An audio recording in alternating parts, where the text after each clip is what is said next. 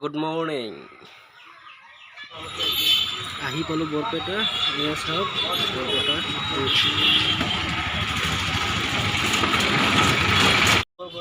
হৰি মন্দিৰ, গোবিন্দ মন্দিৰ বুলি কয়। হৰি মন্দিৰটো নহয়, গোবিন্দ মন্দিৰ।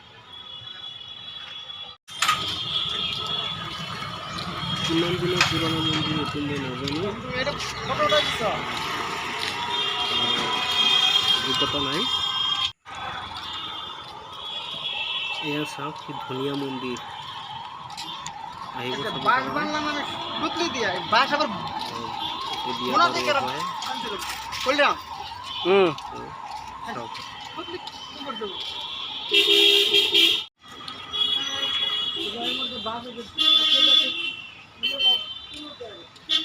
এইটো গাড়ী লৈ মাল ল'ব কাৰণে। এইটো হ'ল চাউলৰ মিল, আমাৰ ইয়াত বিহু চাউল বুলি কয়। সেইটো ইয়াৰে পৰা। এইজনী মোৰ ভাতিজী, চাওক কিমান কিউট।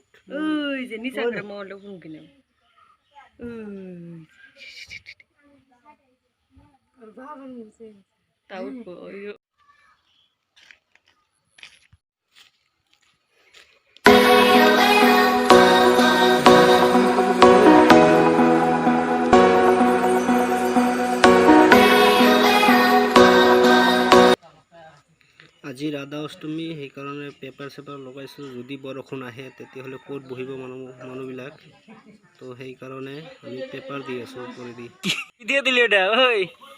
যাতে ভালে ভালে যায়, বৰষুণ যাতে নাহে আৰু।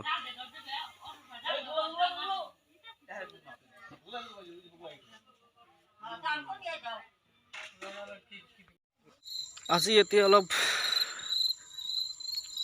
গৰমটো কমিছে, ৰাস্তা দি ফুৰিবলৈ ভাল হৈছে। চাওক সন্ধিয়া সময়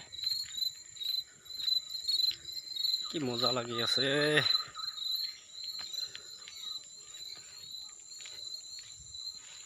ৰাস্তাৰে ফুৰি আছো।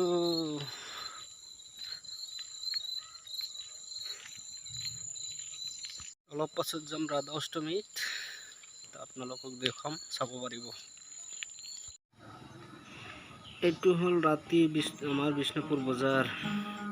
চাওক কেনেকুৱা ৰাধা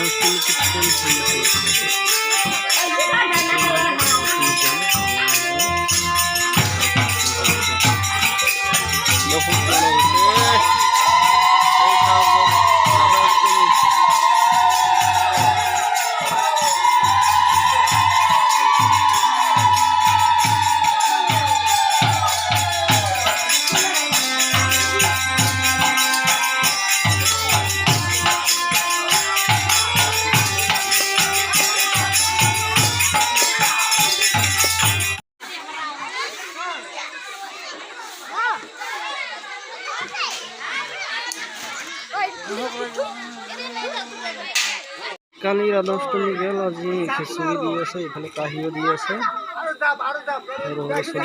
চলিবিলাক আগত দি আছে।